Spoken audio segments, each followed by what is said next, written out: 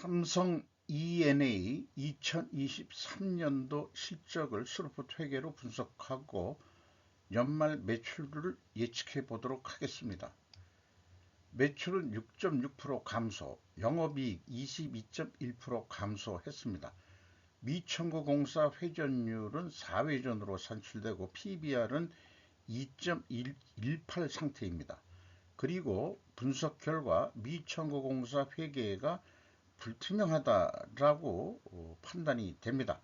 구독, 좋아요 부탁드리고 필요하시면 1.5 배속을 보시기 바랍니다.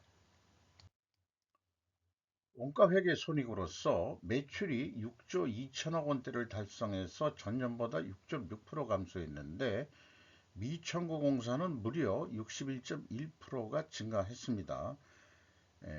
영업이익이 나왔지만 실질적으로는 적자일 거라고 생각이 됩니다.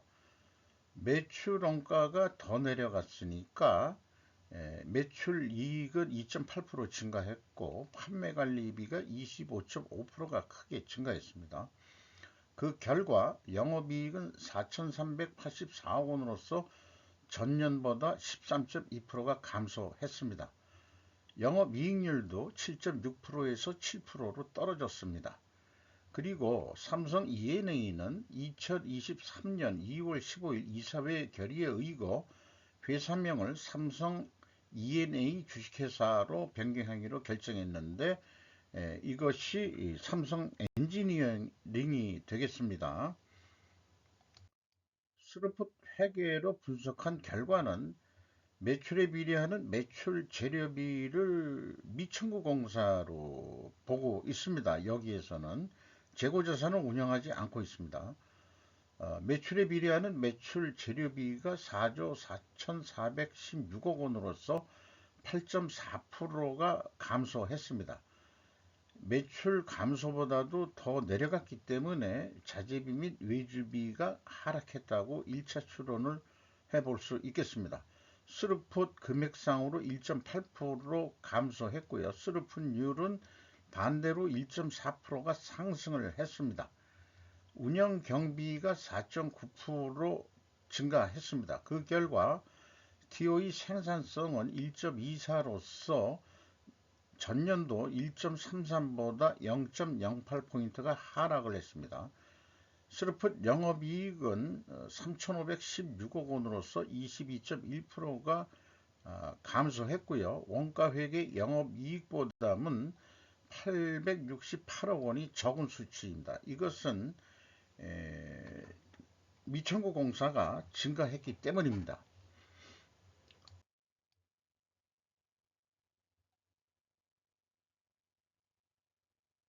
그런데 만약에 KIFRS 1115 기간에 걸쳐 발생하는 수익 회계 기준을 적용하지 않는다면, 즉 미청구공사를 미완성공사 제공으로 인식하여 매출액을 감소시킨다면 2023년도 실질적으로 적자였다는 제 판단은 맞습니다.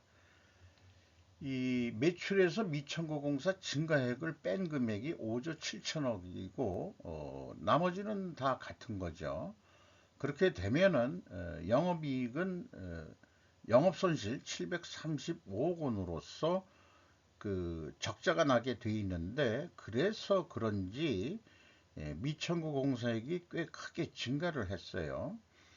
그래서 앞장에서 얘기한 그 미청구공사 매출인식 영업이익은 4,384억 원인데 미청구공사 증가액을 제외한 영업이익은 영업손실 735억 원이 되겠습니다. 그 갭이 무려 5,119억 원이 되겠습니다. 이것이 그 미청구공사 증가액이 되겠습니다. 재고자산의 미청구공사를 이 원가회계 쪽에서는 매출 채권 부류로 인식을 하는데 스루풋 쪽에서는 포괄 제공 성격으로 인식을 하고 있습니다. 이게 2023년에 그 1조 3,498억 원인데 전년도 말 8,378억 원보다는 아까 그 갭으로 나타나는 5,119억 원이 증가가 됐습니다. 이렇게 이제 미천고공사가 증가했다는 걸 참고하고요. 그 다음에 참고적으로 미천고공사 계정이 있으면은 초과청구공사가 있는데 이것이 이제 그 2023년도에는 청구공사가 그 줄어들었습니다. 9,262억 원으로 2022년도에는 1조 3천억 원으로 요게 이렇게 뒤바뀌었죠. 이게 그 미청구공사는 크게 증가하고 초과청구공사는 내려갔는데 그럼 청구공사는 뭐냐? 미청구공사는 포괄 제공으로 인식한다면은 초과청구공사는 현재 제 수준으로는 이게 그 선수금 성격으로 인식을 하면 된다. 건설공사는 대부분 계약금도 받고 중도금도 받고 뭐 그런 게 있는데 이런 게 있고 또 하나는 그 도급공사 계약이라는 주석이 있는데 요거는 이제 흐름대로 그 했어요. 이거는 실제 거래처하고 계약을 해가지고 수익 매출액은 요게 매출액 잡은 거하고 똑같습니다. 그러니까 이 미천구 공사하고 이 도급공사 계약 하는 거하고는 또 별도 얘기로 돼 있어가지고 회계 기준 때문에 좀 복잡하게 돼 있습니다. 도급공사 계약잔액과 미청구공사와 초과청구공사 순수금 성격으로 인식하는데 인과관계는 저는 솔직히 잘 모르겠어요. 뭔가 서로 관련이 있긴 있는데 상관관계가 도급공사 계약잔액이 수주 잔액도 그 아닌 것입니다. 여기 그 기말공사가 그리고 그 삼성 ENA는 그 효과적으로 그 수주 잔액을 표기하는 것을 전체를 안 하고 뭐 중요한 몇 가지만 공시를 하고 있기 때문에 그 인과관계를 따지기가 매우 어렵습니다. 비용의 성격적 분류 그것을 1번과 2번으로 디커플링 하면은 삼성 ENA는 그 자재를 직접 관리를 안 하고 다 도급업체한테 맡기고 있기 때문에 자재비 및 외주비라고 표현하고 있습니다. 따라서 건설사들은 외주비를 그 이 재료비 성격으로 다 같이 인식을 하는 것이 분석이 합리적이라고 생각을 합니다. 요것이 9.2% 감소했고요. 그 다음에 그 운영 경비가 4.9% 증가했어요. 이 운영 경비에서 그 판매 관리비를 뺀 것이 현장 운영 비용이 되겠습니다. 9,938억 원인데 이게 금액상으로 2.3% 감소했고 총 건설 비용에 비해서는 비율이 17%로서 0.4%그 증가했고요. 재료비율 그 외주비 포함해서 0.4% 감소했습니다. 그래서 자재비 및 외주비도 여기서 하락했다라고 2차 추론을 할 수 있겠습니다. 1, 2차 추론 모두 자재비 및 외주비 하락이다. 그러나 건설업이 알려진 바에 의하면은 2022년과 2023년 모두 항상 건설업들이 하는 얘기가 자재비와 이 외주비가 올라 좀 어렵다. 분양 가격을 올리지 않으면 안 된다. 뭐 이런 얘기들이 이제 대부분 상식으로 그 뉴스 보도가 돼 있죠.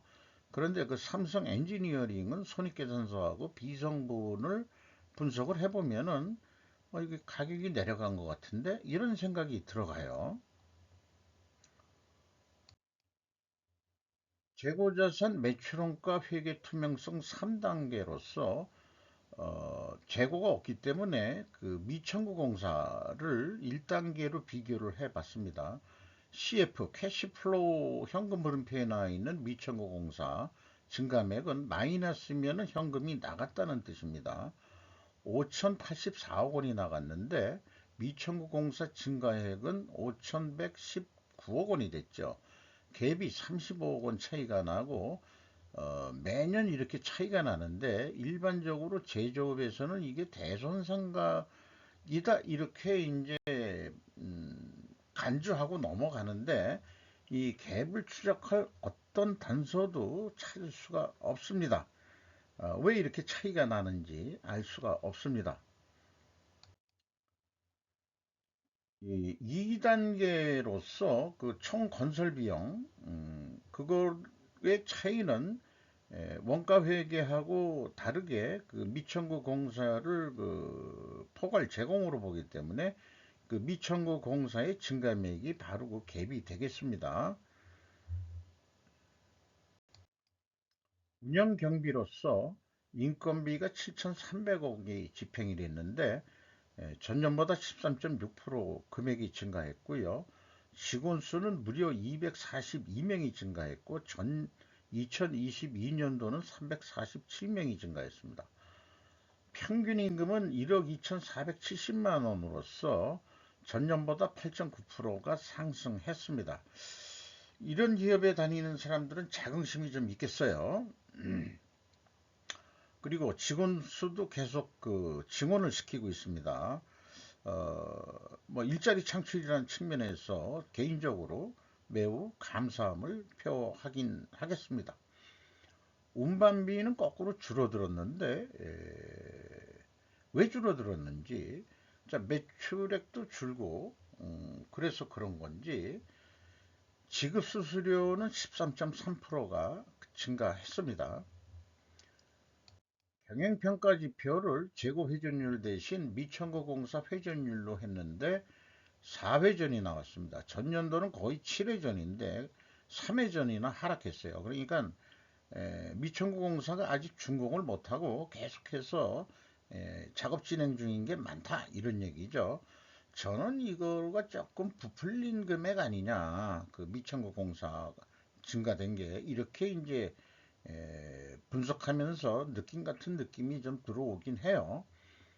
수르픈율은 1.42%가 상승했습니다. 생산성은 반대로 떨어졌죠. 그리고 이자 부채는 거의 없습니다. 2022년도에 좀 있었는데 이 이자 부채는 없고 재무 상태는 아주 양호한 상태로 되어 있습니다. 나머지는 좀 참고해 주시고요. 그래서 이것도 재고자산의 그이 가정 이론처럼 어, 회전율이 하락했고 스루픈율은 약간 상승했거든요. 역방향이면 분식회계 개연성 가정을 하는데 삼성 E&A가 이것을 반증하려고 그러면은 원재료 가격이 상승해야 되고 외주비 포함해서 또 수주 판매 가격은 올라갔어야 된다 이런 건데 이걸 증명할 길이 있냐 하면은 거의 없을 겁니다. 어쨌든 이게 또 모순이 되죠. 그 1, 2차 추로는 그 내려갈 것으로 봤는데 요 밑에는 그 필연적으로 존재할 다른 어떤 그 증거가 있으면은 제조업이면은 수량으로 재고 회전율을 산출해 보면 되는데 건설업은 이것마저도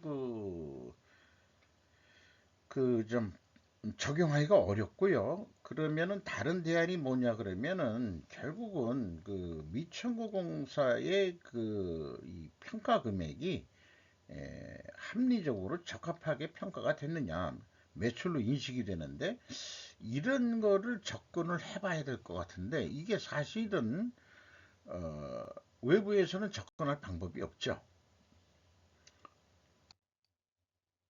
자재미 및 외주미 가격 추이에 대한 데이터는 알려진 바가 없습니다. 실적을 근거로 해서 연말까지 2023년도 거를 어, 그 예측을 해보는데 여기 그 색깔 표시되어 있는 것들이 이제 그 변수로 작용하는 것들을 그 알고리즘을 만든 건데요. 실적은 판매 관리비가 26% 올랐는데 뭐 2024년도 5%뿐이 안 올라간다. 지금 뭐 경기도 안 좋고 뭐 이러니까 5%까지만 생각해보고 영업이익이 13% 감소했는데 이거는 도전적으로 20% 정도 더 올려보자. 실적보다도. 이렇게 했을 때 한 7조 가까이 나오게 됩니다. 6조 9,900억 원대. 그러면은 이 매출 원가는 어떻게 나오느냐 하면은 요것도 그 변수를 그러니까 생산 재료비인데 건설 투입 재료비로 외주비 포함입니다. 9.2%가 감소했는데 6% 올라간다. 이렇게 추정을 해보고 가공비, 현장 운영 비용입니다. 5% 증가한다. 이렇게 봤습니다. 판매 관리비와 같이. 그런데 그 미천공사 금액이 너무 많기 때문에 매출로 또 인식으로 넘어 가는 것도 있을 거라고 해서 25%를 줄인다고 봤어요. 이렇게 했을 때 한 6조 9천억 정도 하지 않겠냐. 이렇게 이제 판단이 되는데, 이렇게 어떤 목표를 잡아놓고 실행한 결과를 비교해 보면은, 어, 그 영업적 사고방식에는 우리 그 미천공사 증감에 대해서는 우리 그거 잘 모르겠고, 우리는 이 판단되는 대로 그 생산, 그러니까 건설 재료비하고 그 다음에 그 외주비, 아니 생산 재료비에 외주비 들어가죠. 그리고 이제 현장 운영 비용, 그 다음에 이제 판관비 이런 거 다 더한 게 이제 우리의 그 매출액이 되지 않겠냐. 요거를 어떤 수주를 하는 이 단가, 그러니까 이제 건설 계약 금액이라고 그러면은 뭐 평당 뭐 건설 단가라고 그냥 비유를 하자고요. 665만 3천 원에 우리는 계약을 하겠다. 그렇게 되면은 실제 결산을 하면은 미천공사가 줄면은요 영업이익이 1878억 원으로 줍니다. 그래서 그걸 느껴지기 때문에 또 그 재무회계 쪽에서 뭐라 그러겠죠. 이대로 가면은 뭐 이익이 뭐 별로 안 날 것 같습니다. 막 이런 식으로. 그러면은 이제 영업한테 압력을 줘가지고 야, 그 지금 저기 그 공사하는 거 미천공사 좀 빨리 좀 끝내서 추가 매출을 좀 인식하게 하자고. 그래서 어떻게 해서든지 14%까지 올리면은 계획된 거에 가까운 거로 하려고 그러면 한 14%는 추가 매출 인식을 해야 됩니다. 그렇게들 열심히 현장에서 일들 해보라고 이런 식이 돼가지고 이렇게 계획이 되지 않겠냐. 그런데 힘들어요. 연말 결산인데 이게 만약에 거의 뭐 5%뿐인 못해시다 이렇게 되면은 이제 재무회계가 났을 겁니다. 아마 그 CEO한테 은근히 찾아뵙고 그 제가 결산을 좀 잘해 볼게요. 그 미천고공사 요거를 조금 불리겠습니다. 25%요. 그렇게 되면은 가만히 계약한 금액에서 이익이 무려 8,627억 원으로 늘어납니다. 요거로 결산 공시를 하시죠. 이재용 씨한테도 떳떳할 거고 전번에 회사 찾아왔는데 잘해보라고. 이런 게 원가 세계의 그 비리가 되겠죠. 비리죠, 비리. 근데 이 사람이 비리가 아니고 원가 회계가 비리를 만듭니다. 자, 그러면은 우리가 그런 유혹에 안 넘어가는 스루프트 회계 관점으로 봤을 때 이것도 손익분기점 산식을 인용해서 목표 이익을 포함해서 하면은 대충 어느 정도 매출이 되겠느냐고 하는 건데 에, 운영비용 5% 증가한다고 봤고 영업이익 20% 올린다. 이런 목표를 했을 때 6조 7천억이면 된다. 이런 이제 목표액이 나오고 요거는 이제 운영비용 중심으로 일단 계획하는 거예요. 원가회계 사고방식이라기보다도 그러면은 그 스루프 쪽은 그 매출 재료비는 여기에서는 이제 그 외주비 포함입니다. 6%가 올라간다고 감안을 했어요. 요거하고 어느 정도 유사하게 할 때까지 임기업을 시뮬레이션을 합니다. 그리고 이 재료 비율을 70%까지 내려본다. 그 얘기는 마진율을 좀 올려본다. 이런 차원에서 어떻게 보면 우수리를 떼는 정도로만 해보자. 이런 성격으로 해가지고 하면은 한 6조 7천억 정도 하겠다. 이렇게 했을 때 예상되는 손익결과의 시뮬레이션은 OE 기준이나 TVC 그 매출 재료비, 매출에 비례하는 변동비니까 이제 외주비 포함입니다. 그러면은 뭐 합리적으로 그 6조 7,250억 정도 하면은 한 5천억 남겠다 이렇게 예상이 됩니다. 여기에다가 우리가 조금 더 지금 공사 진행 중인 거 미천고 공사를 빨리빨리 끝내가지고 추가 매출 인식을 해서 한다면은 매출이 7조 6천억까지 올라간다면은 영업이익은 7,788억 원까지 낼 수 있다. 이렇게 이제 계획을 이 사고 방식으로 우리가 의사 결정을 해야 된다고 저는 믿습니다. 그런데 스루풋 회계 기준이 이 원가 회계 기준보다는 좀 높게 나왔어요. 어떤 평균 단가 계약이라고 비유해서 얘기한다면은. 그래서 제조업에서는 일반적으로 재고가 미천공사 크게 증가했는데 매출로 또 인식을 하죠.